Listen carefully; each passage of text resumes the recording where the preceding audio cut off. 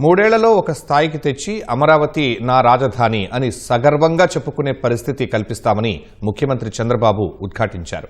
రాష్ట్ర సంపదంతా అమరావతిలో పెడుతున్నారంటూ కొందరు దుష్ప్రచారం చేస్తున్నారని మండిపడ్డారు. అమరావతిలో పొట్టి శ్రీరాములు కాంస్య విగ్రహాన్ని తెలుగు జాతి ఆత్మగౌరవానికి ప్రతీకగా అభివర్ణించారు. రాష్ట్రంలో జల్ జీవన్ మిషన్ పనులు అమరజీవి పేరుతోనే కొనసాగుతాయని పవన్ కళ్యాణ్ ప్రకటించారు. అమరజీవి పొట్టి శ్రీరాములు 125వ జయంతి సందర్భంగా అమరావతిలో 58 అడుగుల భారీ కాంస్య విగ్రహాన్ని కూటమి నేతలు ఆవిష్కరించారు. అమరజీవి పొట్టి శ్రీరాములు మెమోరియల్ ట్రస్ట్ ఆధ్వర్యంలో నిర్వహించిన కార్యక్రమంలో చంద్రబాబు, పవన్ కళ్యాణ్, బీజేపీ రాష్ట్ర అధ్యక్షుడు మాధవ్ సహా పలువురు మంత్రులు పాల్గొన్నారు. శిలాఫలకాన్ని ఆవిష్కరించి కాంస్య విగ్రహానికి పుష్పాంజలి ఘటించారు. విగ్రహ విశిష్టతల్ని అమరజీవి మెమోరియల్ ట్రస్ట్ నిర్వాహకులు డూండి రాకేష్ వారికి వివరించారు.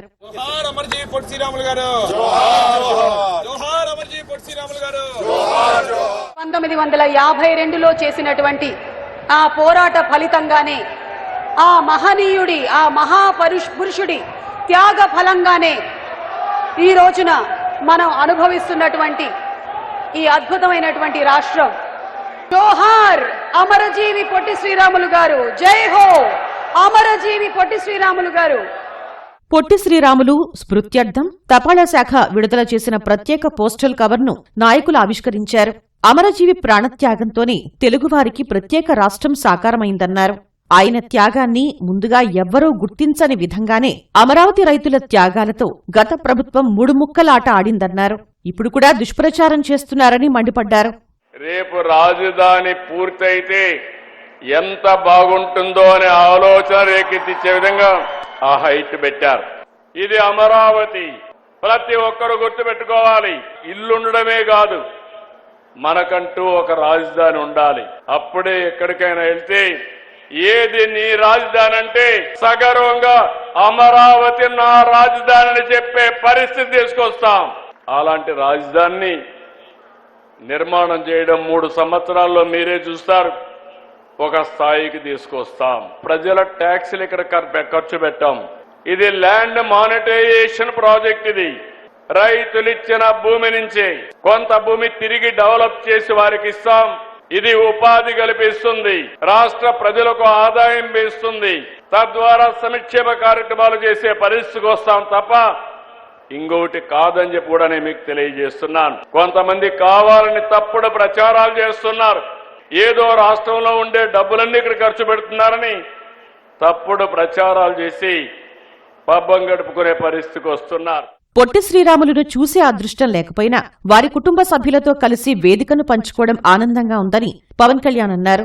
అమరజీవి స్ఫూర్తిని భావితరాలకు అందించేందుకే జల్ జీవన్ మిషన్ పనులకు అమరజీవి పేరు పెట్టామని చెప్పారు. మొట్టమొదటిసారి మనకంటూ ఒక రాజధాని ఒకటి వచ్చింది. అటు ఇటు దాని నడిబొడ్డున ఈ రోజున వారి 58 అడుగుల విగ్రహాన్ని ఏరియల్ వ్యూ చూస్తూ ఉంటే చాలా చాలా ఆనందంగా, చాలా చాలా గర్వంగా అనిపించింది. పొట్టి శ్రీరాములు గారి ఆత్మ బలిదానంతో ఏర్పడిన ఆంధ్రప్రదేశ్ గడ్డపై నీరు తాగిన ప్రతిసారి ప్రతి ఒక్కరూ అమరజీవి త్యాగాన్ని గుర్తు చేసుకోవాలి. ఆ ఉద్దేశంతో వారి పేరు పెట్టడం జరిగింది జల్ జీవన్ మిషన్ కి. నీటి ఎద్దడి ఉన్న 3000 ఆవాసాలను గుర్తించి 3000 పనులని సింగిల్ విలేజ్ స్కీమ్స్ కింద 1814 కోట్ల అంచనా వ్యయంతో చేపట్టిన ఆ పథకాలన్నిటికీ కూడా అమరజీవి జలధార కిందే ముందుకు తీసుకెళ్తాం. విగ్రహ ఏర్పాటులో ఆర్యవైశ్యుల ఐక్యతను కొనియాడిన లోకేష్ అమరజీవి స్మృతి వనాన్ని 12 నెలల్లోనే పూర్తి చేయాలని కోరారు. రాజకీయ నాయకులం పలానా రోజులు కదా చేయాలని చెప్తాం, కానీ ముందలు తీసుకెళ్లే విధంగా ఉండాలి. ఆశ్చర్యపోయే విధంగా ఆర్యవైశ్య సోదరులు పొట్టి శ్రీరాములు గారి విగ్రహం ఏర్పాటు చేసుకున్నారు. మంత్రులందరూ కలిసినప్పుడు చెప్పా, గౌరవ ముఖ్యమంత్రి గారు కూడా కేబినెట్ మీటింగ్ లో చెప్పా, రేపు ఎప్పుడైనా విగ్రహం ఏర్పాటు చేయాలంటే అందరం కలిసికట్టుగా ముందలకు రావాలి. పొట్టి శ్రీరాములు గారి పేరు మీదుగా ఒక కాయిన్ విడుదల చేస్తే బాగుంటుందని ఆయన కోరారు. కేంద్ర మంత్రితో ప్రభుత్వంతో సంప్రదింపులు చేస్తున్నా, త్వరలోనే అది కూడా చేస్తామని.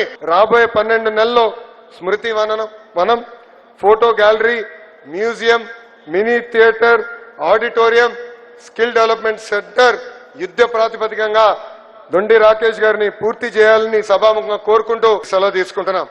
అమరావతిపై కుట్రలను తిప్పికొట్టడంలో పొట్టి శ్రీరాములు విగ్రహం స్ఫూర్తిగా నిలుస్తుందని బీజేపీ రాష్ట్ర అధ్యక్షుడు మాధవ్ అన్నారు. ఆయన యొక్క కళ చెన్నపట్నం సహిత ఆంధ్రప్రదేశ్.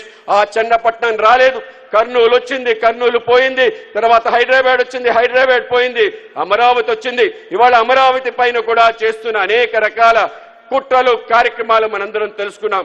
ఏ వ్యక్తి ఏ యొక్క ఆలోచనతో ఒక మహా రాష్ట్రాన్ని ఏర్పాటు చేయాలని ఆలోచన చేశాడో ఆయన యొక్క ఏదైతే ఆత్మ ఘోష ఉందో ఆత్మ ఘోషకి శాంతి కలిగే విధంగా స్టాచ్యూ ఆఫ్ సాక్రిఫైస్ అని పెట్టారు.